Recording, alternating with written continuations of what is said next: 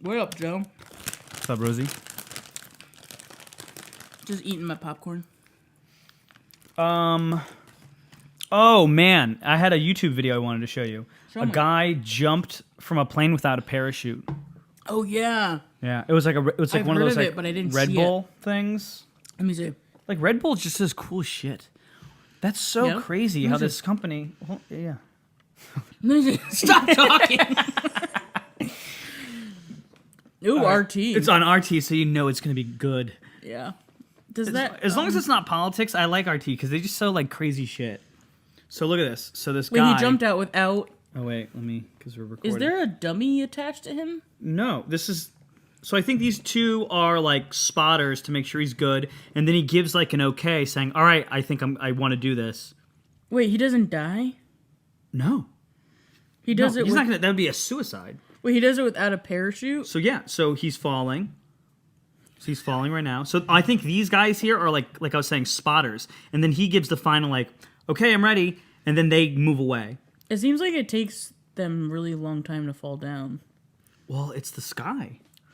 Have you seen that movie, like Point Break, and I think it was Point called Break? Point Break, and they do that, and it's like the four of them, they're holding hands. No. It made me want to skydive so bad. So check this out. See, those are all the spotters just left. Now we have the guy. Oh my god. Now he has no parachute. Now they're on, and I think they have to position him over because he's going to be caught by a very big net. See the very big net at the bottom? Oh my god. So I think he reached terminal velocity, which Why is the did he fastest do you can this? fall. Bam! Oh my god. Yeah, isn't that crazy? What kind of net is that?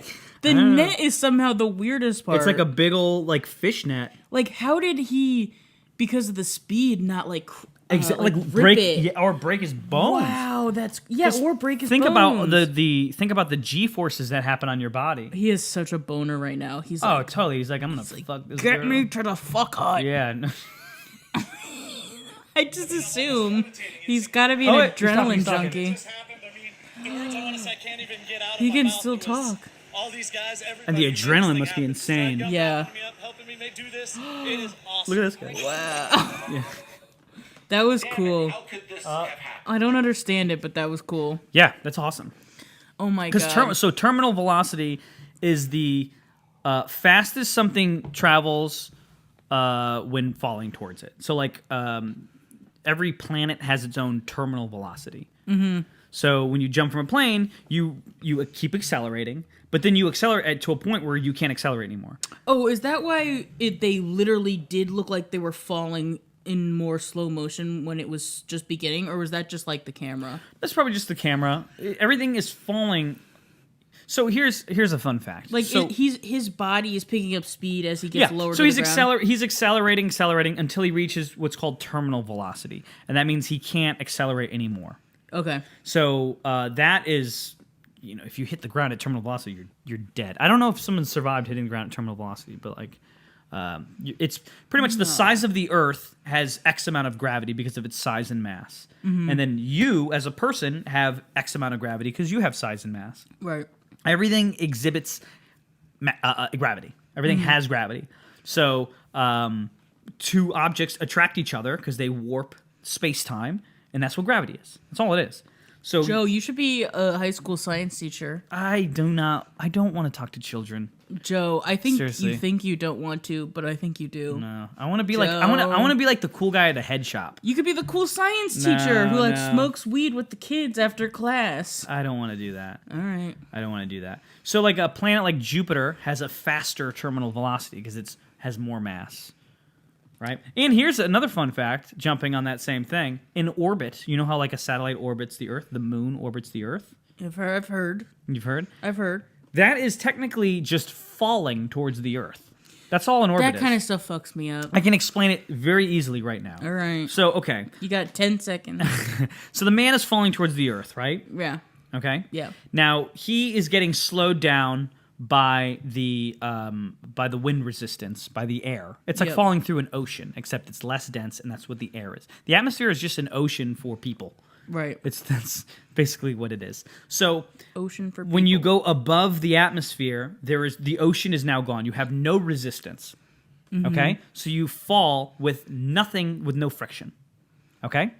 So an orbit is basically you take an object and you drop it, and it's falling towards the Earth. But since it's above the atmosphere, it now has no friction. So I assume you're asking, well, what? I don't understand. It goes around the Earth. It's not falling towards the Earth. You're making no sense, Joe. You're making no sense, Joe. That's because the object also has a force. It doesn't have a force. It has momentum going parallel to the Earth. Mm-hmm. So it's actually going sideways. But as Newton says, objects in motion stay in motion. So since there's no resistance, the object going, it continues to have that force sideways. It continues to have that velocity. Mm-hmm. But it's also falling towards the Earth. So it's going down. This stuff fucks me up, Joe. So I'm almost done with this. But it's going down. You would figure it would just go towards the Earth. But the curvature of the Earth is a round sphere. Right. So it's actually going down at the same exact rate that the Earth is curving below it. I hate this, Joe. So I hate it. The object is falling down, right? The Earth is curved. So it also has a velocity going parallel to the ground. So as it falls down, it can't catch up to the curve. So it never hits the ground. It just continuously it continues to go in a circle.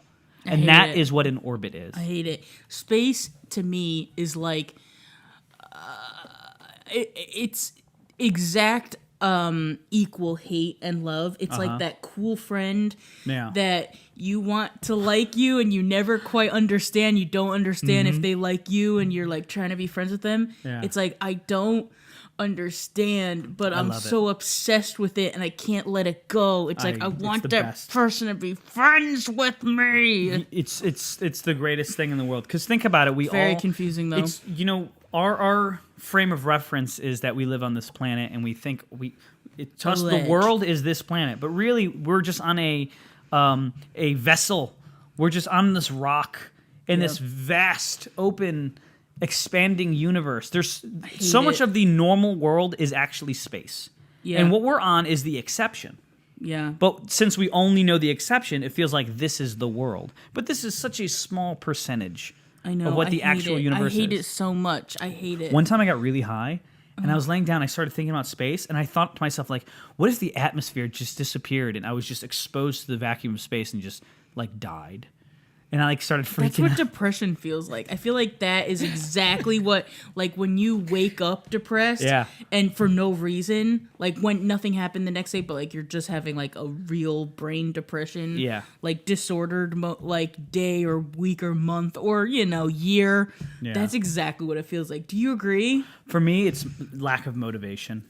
When I'm depressed, I'm a very pessimistic, negative person, on the inside. And for me, my depression spouts are I'm not motivated, and I also think everything is shit, and I also kind of look down on other people's happiness and success. But I know it's all in my brain. They're just happy because they're lame and stupid. Kind of. So I'm their smarter. Simple brain lets them be exactly. happy. They're happy because of their ignorance. Yes. And it really is. I hate that. It's so smug. It's my coping. It's my coping mechanism. Yeah. I know it's not real. It's what I do to make myself feel superior, even though I'm crippled with my anxiety and depression. It's like a coping mechanism. That's basically what it is. When I was ever since I was a kid, the depression feeling, so dark things never manifested to me as ghosts and graveyards and skeletons and spooky stuff. To me, the darkest, scariest thing you could show me is a person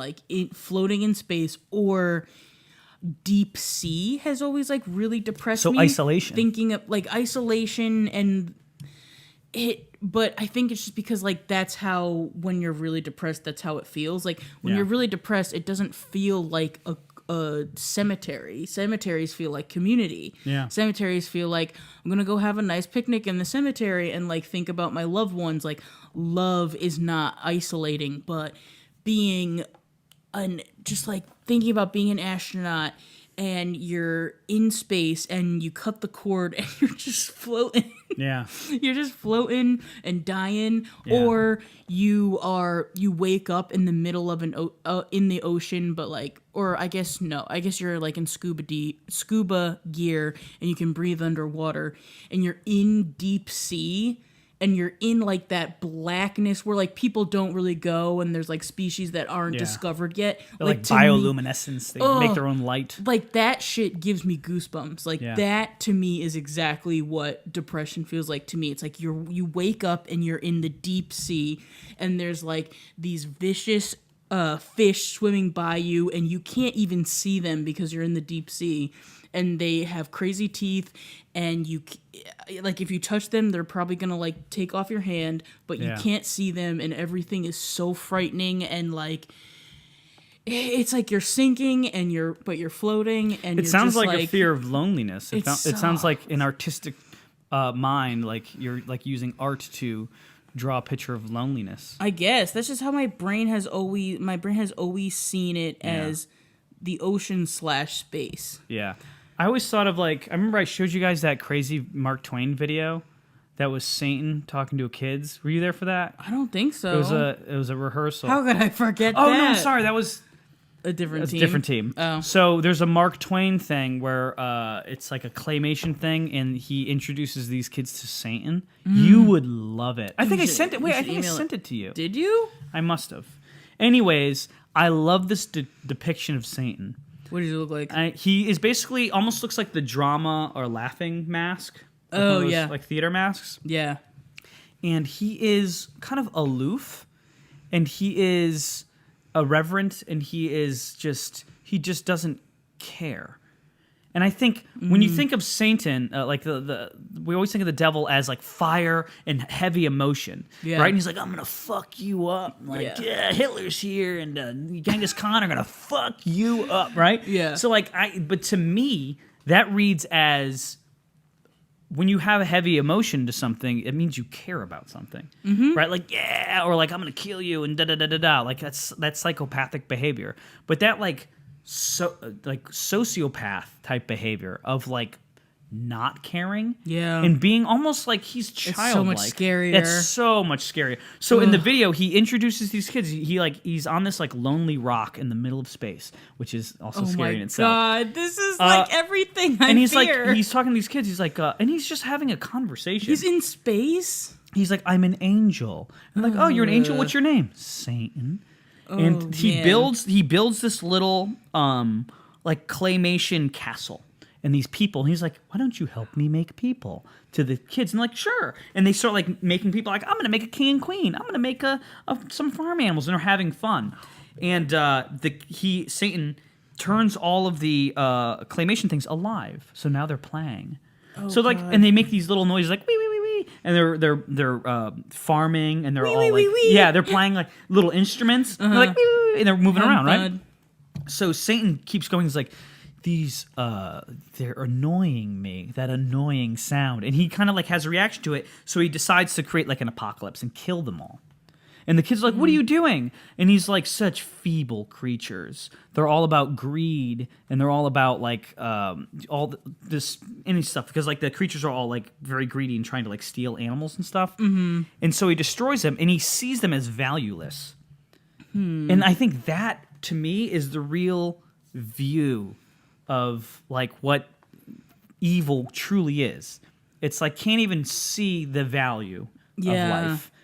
Like that, no empathy. Right. That to me is so scary. That is really scary. Not being able to just kind of like I just said, see the value of it. Like that, it's to live like that. It's almost like you're a biological robot. Yeah. You're just a robot, but you're in a biological form. You're an animal. Did you have Satan troubles when you were younger and like more susceptible to things? No, I was never really religious. Okay. You know how I actually lost my religion? I went to Catholic school for 2 years. Yeah. I was very faithful. Like I believed in God, and I was like a little kid, and we didn't really go to church, but I kind of like believed that I was like being looked after from this like omnipotent. Losing that is hard. It wasn't that hard because I think I was going through like a transformational phase, becoming an adult. But I went to Catholic school, and this one woman, she was kind of like a teenager. I forget, she was like a teacher or something, and she was arguing against abortion. And she was telling us, like, no, abortion's bad. And she said, like, how when abortions happen, they suck the baby out, and the baby's hanging on for dear life. This is what she said. Oh, my God. Hanging on to what? Exactly. She goes, they have footage of the baby like hanging it's the Good on. Son movie, and the two sons are hanging on the cliff, and the mom has to decide Wait, that's with who to save. Macaulay Culkin, right? Yeah, and the elf dude. So, Elijah. I kind of... Wood. Elijah, Sorry. yes. And I thought to myself, I'm like, this is so dramatic. And I remember seeing a video on the Science Channel, and they were saying, like, babies actually can't move their arms until they're X amount of months old. After they're born, they're actually, like, kind of blind. And they really can't control their arms. Yeah. Like, the reason why you shake keys is because, like, their brain is trying to make the connections to, like, move the arms to go towards the keys. The reason why they're all wobbly and weebly is because there's no control. They can't even control their eyes. They Can't control don't anything. even, like, focus If you on look at their eyes, anything. they're almost like, they look like glaucoma. They're, like, foggy. And they're just, like, I feel like they're Darting always, all like, over. 'Cause yeah, they can't darting see. everywhere. It's completely... It's like chaos to them. Yeah, so the brain isn't conscious to the point of, like, hanging on to the uterus's wall, right? God. And I remember just putting two and two together and just being like, no, this is much. doesn't This add isn't up. real. Yeah. This isn't real. And that's kind of where I kind of lost my faith. Yeah. I mean, I didn't lose it. I don't know when I lost it, but, like, I feel like it's a process of, like, losing that faith is something that actually keeps happening, which I think is weird but it like manifests in different ways. Like, I had this huge crisis of faith when Trump got elected, like half the country or more than half the country. What's your faith in people? That's Well, not faith no, in God. it's the faith in that things.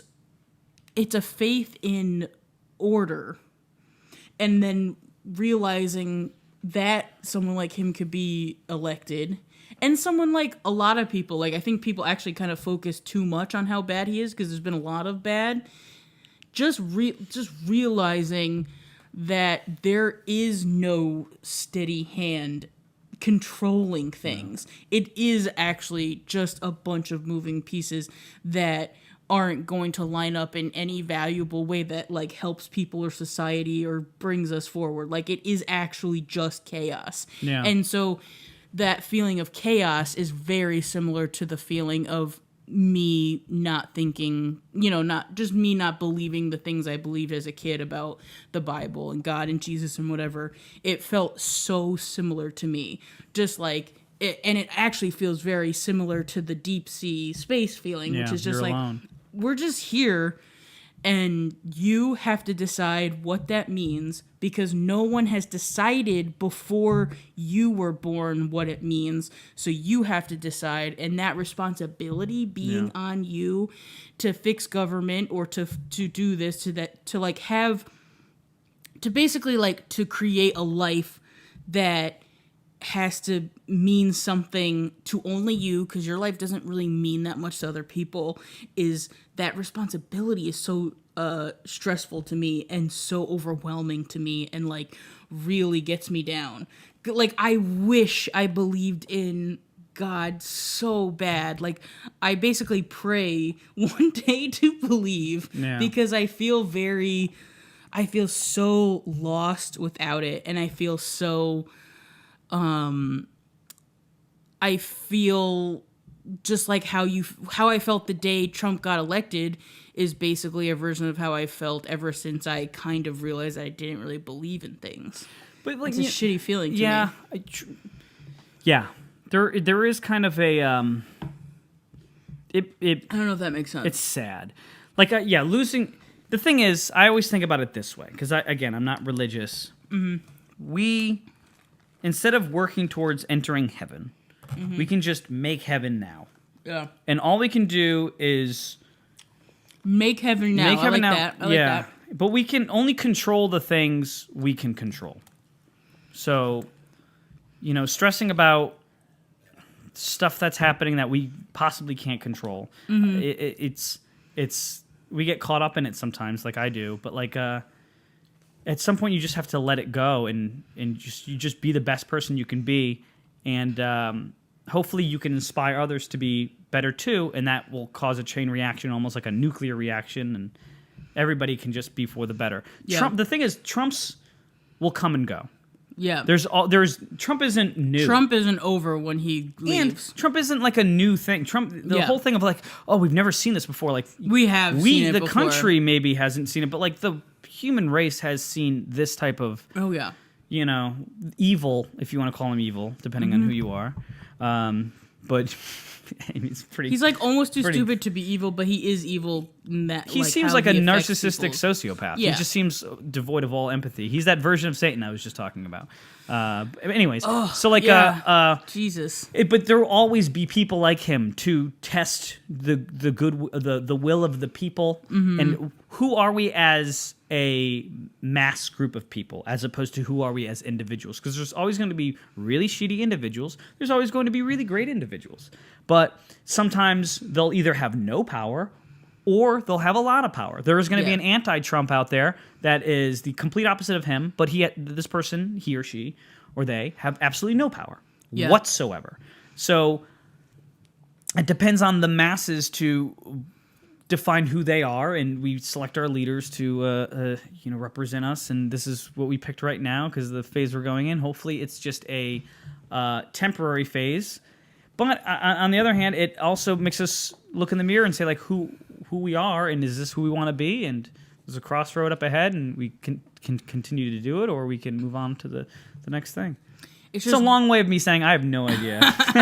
It's just weird that so much about the human experience is going from is just a seesaw. Yeah. And he's like, Yeah.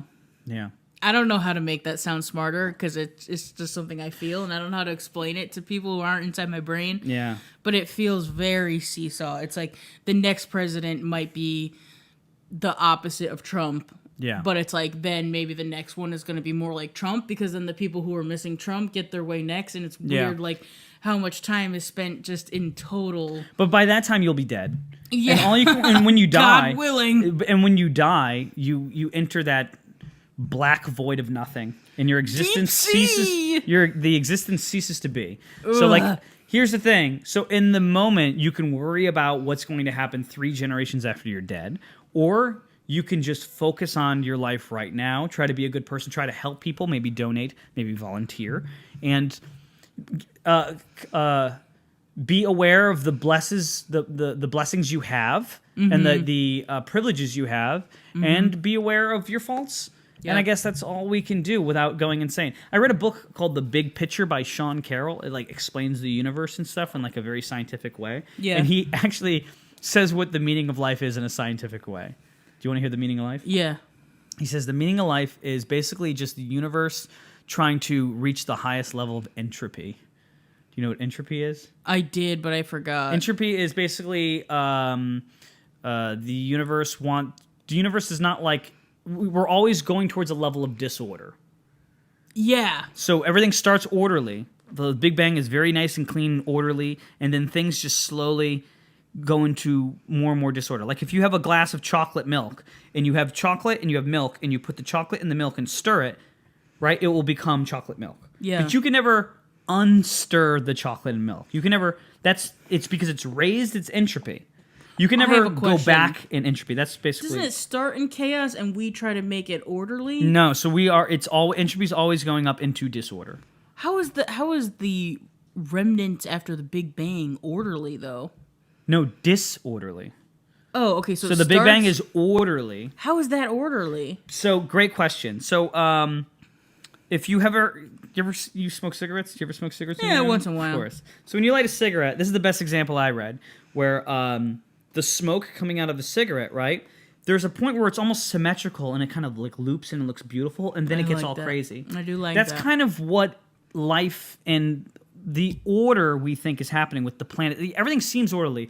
The planets revolve around the sun, but this is just a temporary phase in a disorderly process. It's like a faux orderly, but you have to think of astronomical timescales. This is just the smoke that looks symmetrical for a brief moment before it becomes disorderly. Are you trying to say that something like the Big Bang is orderly because it had to happen. It's orderly Like it because was it's a on very the simple agenda? thing. It's just an expansion of time and space. There's Okay. no complexity to it. Okay. And now the things only go up in order. Just like I was saying, it's the chocolate and the milk. You mix them together, you create chocolate milk. You can never unstir something. Right. Like if I bomb a building, you can never bomb a building and a building appears. Right. Right? Right. It will just create more rubble. Mm-hmm. Right? So if something explodes, it's never going to explode back into the way it used to be. Entropy always goes up into a disorder. It never goes into an order. So as you get older, your life gets more chaotic?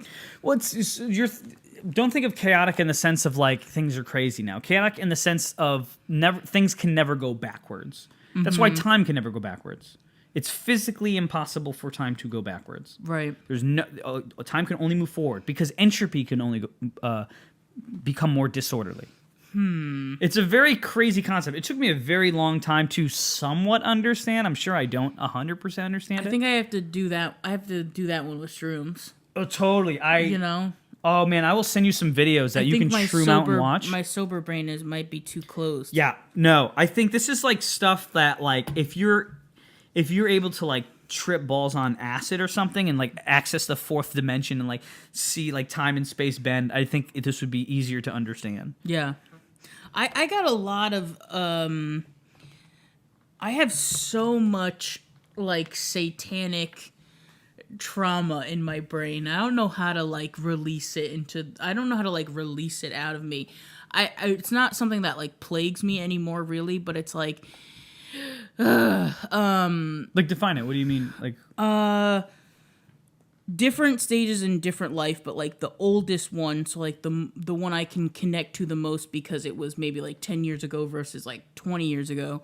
I got into a really bad car wreck it's a very long story, but I can summarize it so it's short because I think I actually mentioned it on the first recording, and I said the same thing, which is just like it takes hours to explain it for real.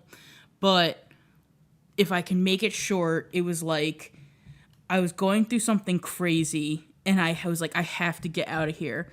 So I made an appointment to go to this Buddhist monastery. I was like 20 or something. I was young and dumb. And so I made this appointment to go to this Buddhist monastery in Woodstock, New York. oh wow. Yeah, and so I was like, I'm gonna get there, and I just thought a lot differently then. Like I was crazier. I had like a teen brain, even though I was technically not a teen. Yeah. I was like, I'm gonna get there, and there will be a sign for me. There'll be like a metaphysical door, like that I have to walk through, and things are gonna work out. This is my last hope. Like I have to just get there and just kind of submit to thinking of it as a place I had to go to like get answers, which was sort of like my brain just made all this up. I don't know why, but it was focused on that, so it did that. So I made arrangements to make that happen. In my mind, I was like never coming home again. Like I packed up my car. Okay, like I packed up my car. Like I had like a little SUV, and I like packed up that shit with everything important to me.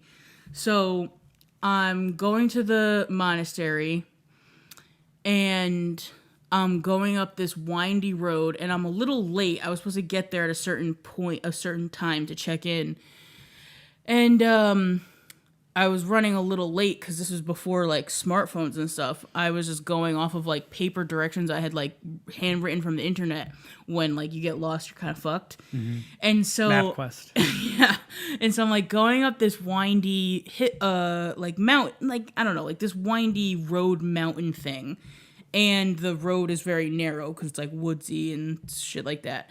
And this car is on the other side of the road, and she's going really fast, and she just, it's like a head-on collision. Both of our cars totaled.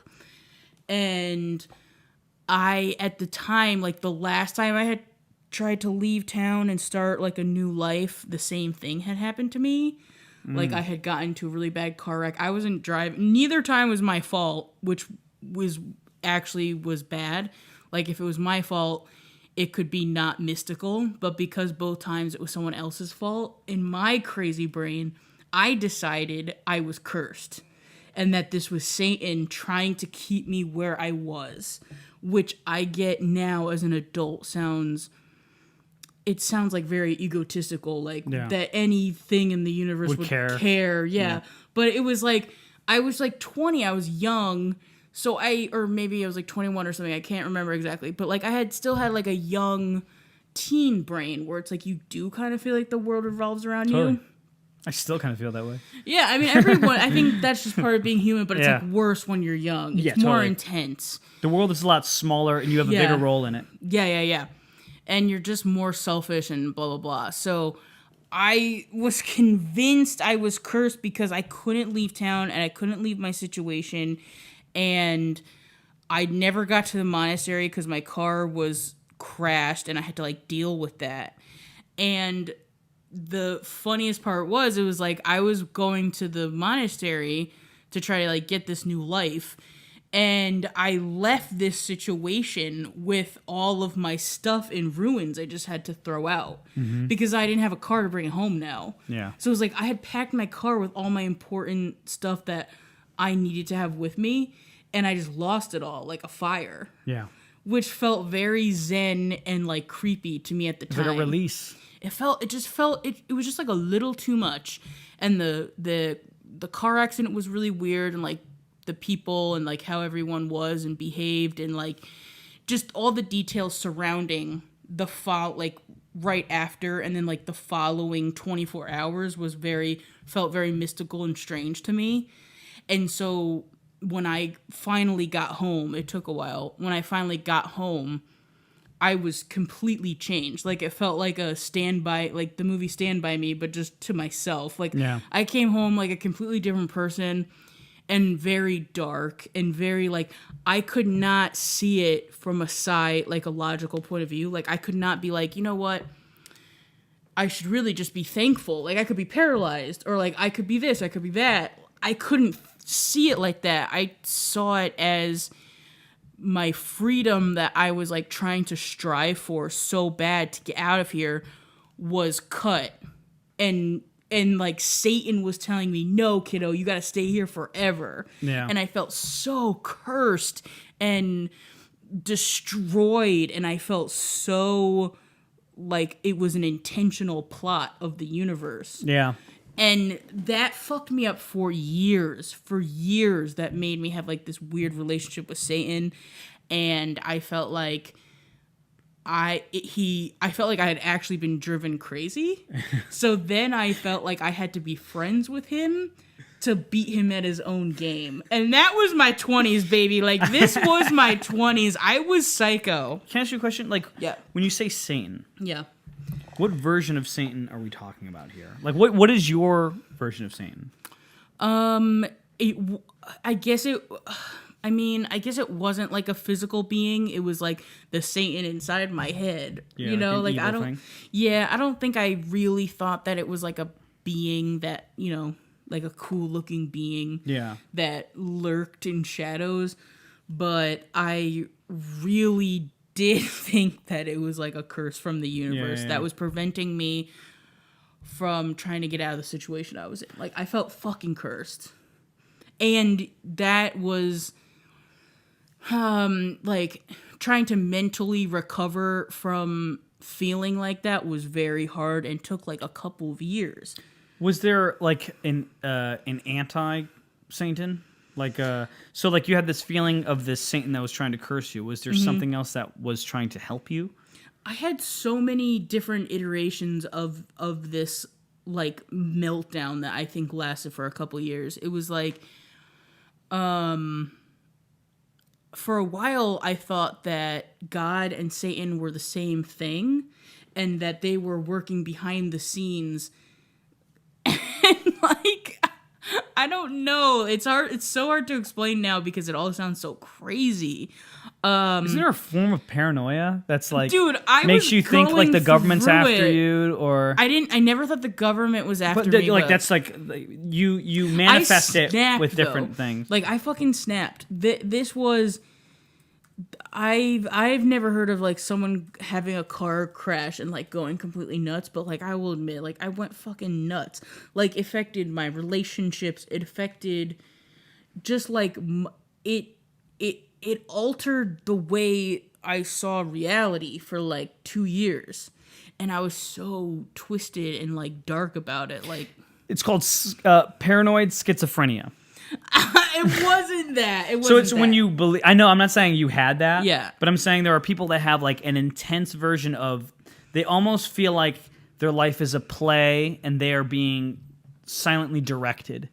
Oh, I definitely thought that. Yeah. But it was just, you know, Like also it was Truman Show temporary. type. It's like the best way to describe it is like Truman Show. Yeah. Like you feel like something's wrong here. Everyone is looking at me. I'm part of a bigger thing here. I felt that as a teen too. Like when I saw the Truman Show, I was like, I covered my TV. Really? I mean, I was That's a kid. literally- I was yeah. a teenager. I think like when you are young, nothing matters in terms of like you shouldn't be diagnosing yourself. Totally. If I was covering my TV now, because well, now you kind of should cover your TV. Yeah, I got And one of your those little. laptop. I got one of those little things. Ooh, that's cute. Very Yeah. sleek. I have like a piece of blue tape on it. But I feel like, okay, what I'm trying to say is the paranoia I experienced, I feel like was definitely way over the top. It wasn't average teen or I think young it was, people but I think it's paranoia. normal. I think what you experienced was what a lot of people experience. Yeah. Especially, I don't know other situations you had in your life or anything like what else is going on, but like, Bad stuff. Bad. dude, it's tough being a teen. A It's teen tough being a slash teenager. Early 20s. And I like, just couldn't get. It was like I had no power. especially if so- your mind is very creative. Like, Yeah. you start. That's another thing. All my art was in my car that got destroyed too. Oh, really? Yeah. Dude, I lost all my shit that I cared about. I lost it all. I mean, all the physical stuff. It wasn't like, Yeah. whatever. It's just shit. But it's very easy to say whatever. It's just shit now because it was like 10, 15 years ago. At the time, Yes. okay? I am okay time because I just fucking I sucked. remembered something, and I think these two things, this like brief stint of paranoid schizophrenia you've had. No, I'm just kidding. But like we talked No, about it was like sleep paralysis before. Right. And you've experienced yes, it. Yes, I definitely So I want to think talk about that that plays a big part into this because that is like now you have hallucinations. You Yeah. have being paralyzed when you're trying to sleep. I think that definitely sparks the imagination to think, oh, I'm Dark. being cursed. Right. Yes. And to be dark. Sleep paralysis, I definitely want to talk about that because it's so creepy. You have not had it, right? I have never had that. I know a couple of people that have experienced it. My Kate, my wife, she was a big sleepwalker when she was a kid. Oh, to a point that's scary. where her mom was like, "You need to get an exorcism or something." Oh my god, Yeah. really? Oh shit. I don't know how true. I maybe I'm playing that up, but like it's like yeah, Exorcism, did she think she was possessed? maybe. Wow, yeah, sleepwalking is creepy. I've never seen, I don't think I've seen anyone sleepwalk, but it would be, it would be so cool and creepy But to your watch. experience with paralysis. Sleep paralysis, so anyone who doesn't know, I mean, it's basically you aren't really asleep or awake. And I don't know how to define it like in a clinical way, so I'm just gonna define what it feels like, and you can Google. Your eyes are open. Image it. You're completely I don't know. paralyzed. I don't know if you. No, your eyes are open. Oh, they are always and open. you see the room, and it's almost like your brain paints these images of Yeah. like the Slender Man, and the hallway is a big one. Okay, so for our viewers, Google what it is, Yeah. but I'm gonna tell you what it feels like. Yeah. So this is what it is to me. Suddenly you wake up and there's a this is how it's happened to me a bunch of times. There's a demon, I say demon with a D at the end. I don't know how to explain that it feels exactly like that. It's and Wikipedia's got an insane looking cool picture. We're looking at a picture of a demon sitting on the chest of a woman. of a sleeping woman who's draped really funny on a bed. She's like, because some guy painted it, so he's like, let's paint some tits on her. It's really sexy. Yeah, she's like, she's going through something horrible, but like, let's make her fuckable. Yeah, she's like this waif, and she's just like, oh, and the demon is sitting on her chest. Okay, so for me, it's like. The last couple times I had it, sometimes it's a mix between a demon and an alien. Oh my god, his face is so scary. Joe just expanded the face, and it's just, oh my god, I hate it. I love it. I love hate it, just like space and deep sea. Okay, so and all the scary things. Okay, so you wake up. You're half asleep. You're half awake. There's a demon in the corner of your room, and he's kind of levitating. And he is controlling your thoughts and movement, aka you can't move. So he's controlling with his mind the ability for you to be able to move. And since he's saying no, you're just laying there and you can't move. And it's very dream. You know how like dreams, things don't make sense. Like you were a car, but you were also a dog. It's kind of like that, where it's like the demon is in the corner of your room controlling you, but he's also on you and like trying to prevent you from breathing. And he's like sitting on your chest, and he's like trying to get in your brain and fuck with your thoughts and trying to like make you do weird stuff. And the last time I had it, it was a demon, and then the time before that, it was like an evil alien, really cool looking, actually. Do you have these as an adult or as? I think I had it as a kid too, but I didn't know what it was. Exactly. And I have made the connection because I remember as a kid, obviously, you know, being obsessed with demons and aliens and everything cool. Seeing a bunch of like unsolved mysteries type stuff where they describe these alien abductions. I think all these people are just having sleep paralysis. Because it is, I will say this, especially not every sleep paralysis episode is created equal, but I had one where it was so real, like it was realer than anything I had experienced in waking life. Yeah. So it was so hard. Like I had to use every logical cell in my brain to try to convince myself that it didn't happen, because it felt realer than what's happening right now. It felt realer than being here in an apartment. Like it just, and that is a big part of sleep paralysis, is how real it feels. So I think that, and that's why these people are so convincing when they say they're visited by demons and aliens in the night, because it is, you know, it's not a lie to them, because it feels so real. Like, it took me about 3 days before I convinced myself. I had a really bad episode like about 7 years ago. And it took me about 3 days to fully convince myself that it was sleep paralysis and that it wasn't an alien, you know, trying to control my brain. Yeah. And I know it sounds crazy, but if you've had sleep paralysis, you know that this doesn't sound crazy. That's such an interesting hypothesis that all alien abductions are probably a form of sleep paralysis. And I also that makes so much sense. I believe in aliens. I just think that probably that's a conversation I want to have. That's a conversation I want to have. I just think probably it was sleep paralysis. No, that makes a lot of sense. I never would have thought to put those two together. And once I wonder if there's any like doctoral studies or something on that. And a lot of demon D stories people have told me. Yeah. People get very defensive, so I try not to tell them. Yeah. But like a lot of demon D stories people tell me, I'm like, oh my god, that is sleep paralysis. And this one woman, because I didn't like her, so I like told her. I was like, she was like telling me how like for sure demons and ghosts exist and stuff, because once when she was a kid, her mother had told her that like a demon was on her chest, and she said she knows it's true because her mom didn't know she was in the room, and she saw the mom like shoot up from bed and like grabbing her chest because like the demon had just left and let her breathe again. Yeah. Like that is so like that's like classic sleep paralysis. Yeah. And she was like, because you feel like you can't breathe or move, and then you because the demon is saying yourself. You can't. Yeah. The demon is not allowing you to do certain things. There's a Reddit subreddit called No Sleep. Oh wait, one more really weird thing, just because I feel like this is a really important caveat. This is so fucked up too. A lot of times the demon or the alien rapes you.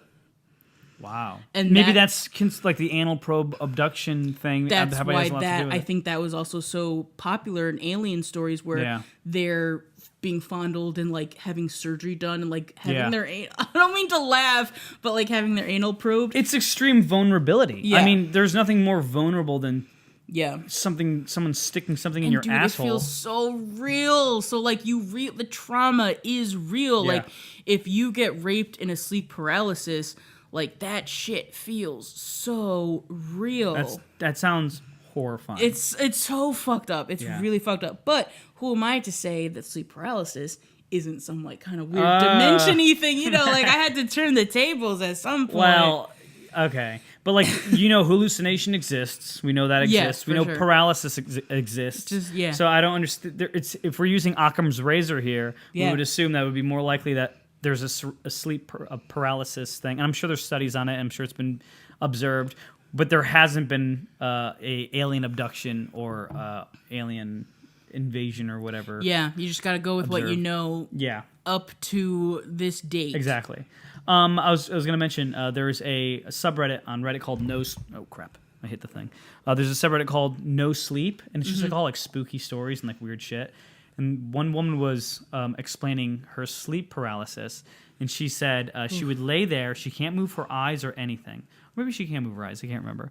But a clown would come from above her headboard and just peek over down onto her and kind of like mumble and go into her ear. Like put his head down next to her ear and just start like mumbling or saying weird, like incomparable stuff. Oh my like, god, just stuff she couldn't understand. I get goosebumps because I know how that would feel. Mine's never been a clown though, because to me all clowns are great. Like there's no evil clown to me. I just think they're amazing people. They're just like a burlesque version of what you think is funny when you're a kid, and it's just like a weird thing. Like clowns are just weird. They seem like they're not funny to me. They're very serious to me, and they're very like I think that they started. I said burlesque. I meant grotesque. Oh, I used the wrong word. Wow. Do not equate burlesque to slip. Grotesque. I just thought of that just now. No, I meant grotesque. Wow. Same syllables. Yeah, it's a grotesque version. They do sound similar. Something. I'll give you that. No, not burlesque. That's a completely different word and meaning. I got obsessed with this clown. I started like sending everyone I know pictures of the clown. I probably sent you a picture. Wait, did you send me that on Friday? It was this clown Emmett Kelly, and first of all, I didn't know this. I didn't know this until Friday, like a few days ago. He was my first clown love, but I didn't know that was his name because I had an uncle that his name is Weary Willie. That's so fucking creepy. Dude, I love him. He's so awesome. If you're not afraid of clowns, Google image him because he looks really nice to me. And he's a hobo clown in the Depression era. Yeah, so in the Depression era, clowns were popular because everyone was like starving to death, I guess. So like people dressed up as clowns to try to make people feel better. Which, how nice is that? That's so lovely. Yeah, they're nice. not. I don't know how they became evil. They're so like good natured I know why they became evil because of John Wayne Gacy. That probably is why. John Wayne Gacy and the thought of something that's supposed to be happy having an ulterior motive. But something they that's supposed don't, to like though. be with They your kids. don't. But this is the thought of like a horror. If I'm writing a horror thing, like this is something that's supposed to make your kids laugh. Yeah. And it's actually designed to kill you and your like a children. doll being a killer. Yeah. I get it from that standpoint. It's classic juxtaposition. I just hate how hated they are because they're so good. I love them. Okay, so basically he was this makes noise when you touch sorry. He was the first clown I loved, but I didn't know that was his name, and so I started for some reason reading about him on Friday, and there was some kind of, I can't remember what year it was. It was probably in the 30s or the 40s or something. Yeah, it's Depression era, so it's got to be. And there was this big circus. So, like, the circus came 1923? to town. Sure. Okay. There's a big circus. Circus came to town, and a huge fire broke out, and hundreds of people burned to death in the tent. Oh wait, was this in Hartford? Yes, it was in Hartford, Connecticut. Yes. You I know the about him. story. I know the story. I don't know about the clown specifically, but I know about that fire. And people... It changed fire codes. Yeah, and there's people took a picture of him where, this is so eerie to me, this gives me goosebumps, where he's crying, so his like makeup is running, and he's just carrying a little pail of water to the fire to try to save people, but it's just like a little pail, which is so sad and clown and like sweet and kind of psychotic. Yeah. Like, just picture a crying clown. Just picture hundreds of people screaming inside of a tent.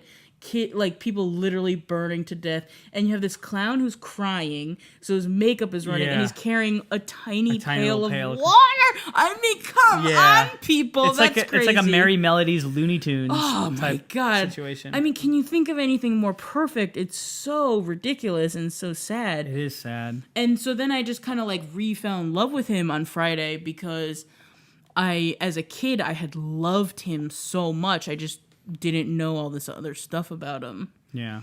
I was like ferociously yelping the Clown Motel in Nevada, and like looking.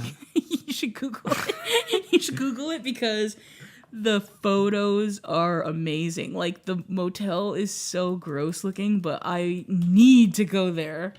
It's so cool.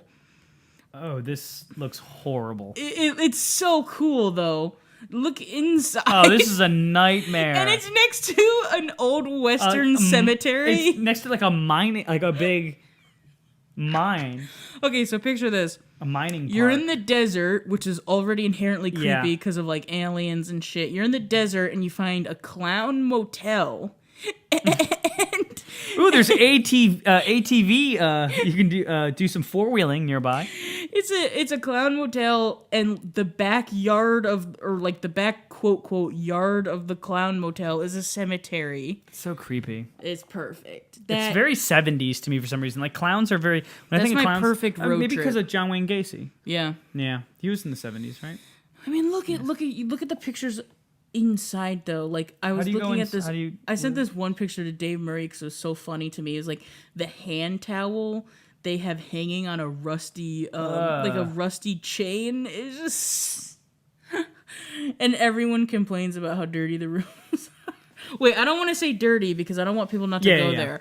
I need this place. We want to get sponsored by Clown Motel. Like, I could not be happier that this place is real, and the very next time I can afford to go across country, I will be going there. So please don't go out of business. And everyone who's going on a road trip for the summer, please stay at the Clown Motel and buy a mug. The West is always just so weird to me because it's so eerie, big, and it's so vacant. And you're like free. Yeah, you're free there. And there's no cops. Yes, like in Connecticut, cop is on your ass 24/7. Mm-hmm.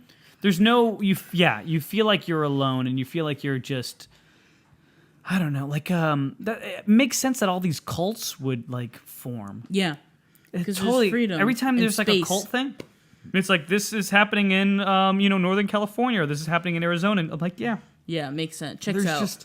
There's just space, and there's mountains, and there's land, and then they all become like heavily armed. Yeah. There's this whole like land management issues with these like massive cults. Yeah. It's so weird to me. As like I've been a New Englander my whole life.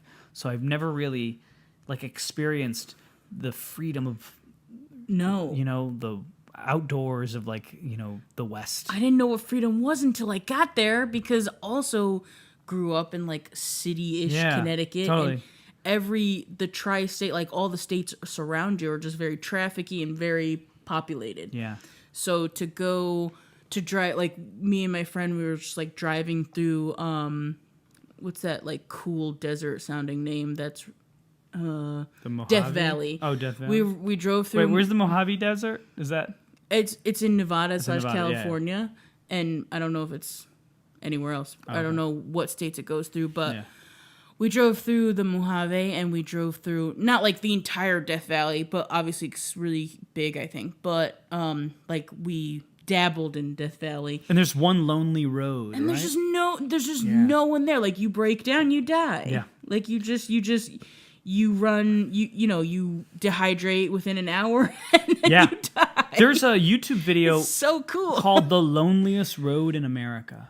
And it literally is this stretch of road, and it travels from California, I think, through Nevada, through Arizona. I could be wrong on that, but this guy drove a Tesla through it, which is an electric vehicle that needs to get charged. It's not Oh, a God. long... Like, Teslas, they have range. They have like 300 miles per charge, but you need an outlet. Like, once you're on zero, you're stuck. Wait, so what happened to him? He made it, but he there were some close calls. Dangerous, yeah. But yeah, imagine driving in just with nothing around you. If your car breaks down, like you're saying, like you're just out. You're in the elements, man. Yeah, you're fucked. You're out there. And you probably don't really have cell reception. No, because there's, God no. Like, Dude, I have no who's cell putting reception towers here there? in Long Island Yeah. City, and I'm I in don't New York even- City. No one can even hear me in Yeah. my apartment. Exactly. Never mind the desert. Yeah. You know what's one thing my I've God. always wanted to see though?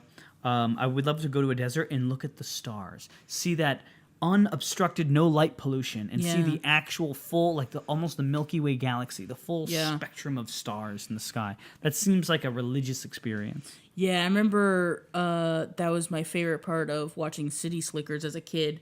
Just trying to experience like because I had never gone as a kid Yeah. to the desert yet. So just watching, because I think there's like a sleeping scene where they're under the stars, and I was like, oh my God, this is so cool. Yeah. And like rattlesnakes are really cool. Like New England is really cool for what it is. Like it's very witchy. There's a lot of witch stories. A lot of and, like, rolling hills. That's yes, the geography. lots of like. There's a lot of like in the nice parts of Connecticut, it can be very quaint, like very farm-like, Mm-hmm. and beaches and like farms where you go pick pumpkins, and so all that stuff I love too. But to go to the desert for the first time and like what their things are, Yeah. oh my God, They're just it's so bigger. fucking It feels awesome. bigger. Yeah, You know, it feels like you feel legit free. it's almost like I heard stories like you lay on the ground and you kind of stare at the sky and you feel like you're floating through space. You actually Yeah. don't see, since the dome, like there's no obstructed views anywhere because it's just flat land. When you lay down, you don't see any mountains, you don't see any buildings, you just see stars. So it kind of feels like you're floating on a board through space because that all you sounds can good. see is the stars. That sounds so amazing. I want to good. experience that. that. Sounds so good. I think every weirdo overthinker, creative person or whatever, like you gotta drive down one of those lonely roads in the desert, especially if you like live in a city or you just aren't familiar with desert, because it made me excited for like years. Like it made me feel like, God, I want to just I want to make enough money so I can just like live in the desert for 2 months out of the year. Sponsor our podcast. Please sponsor our podcast, because I really want to live in the We'll desert. do an episode in the desert. Oh my God, it's so awesome. I miss it so bad. I went like 3 summers ago for the first time, and it was... Have you ever done a cross-country Awesome. drive? No, but I always wanted to, and I was supposed to with one of my best friends, and he had like just started dating someone, and she was like mad that I was gonna go with him. Yeah. So it was like one of those things where like she wanted to go with him till Yeah. he had to go for work. So he drove cross-country? Yeah, because he needed a car there. That sounds awesome. I always... Yeah, I was so I excited. want to experience the country. Yeah. Yeah. I have another friend who would do it all the time because he was like an actor as a kid and stuff. So him and his grandpa would go twice a year. Like they would drive out together, and then when pilot season would be over, they would drive back together. And I was like, what a cool thing to Yeah. have with your grandpa. Like both my grandpas were like dead as a like I never knew my dad's dad, and my mom's dad died when I was, I don't know, like 8 or 7, 8. And so it was like, that just sounds like such a cool memory to have Yeah. forever. Well, on that note, we need to wrap this up. 'Cause we're Dude, already at an deserts are hour. cool. Yeah. Go to the desert. That'd Meet be, an alien.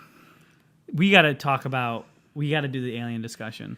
Oh, We got to my do God. that. I know we don't have time right now. We No, actually wait, wrap one it more up. thing. I just Okay. watched Independence Day Uh-huh. again, like since, Yeah. being a kid and not seeing it for like all these years. It was awesome. Yeah. It's such When a the alien perfect- talked through that Yes.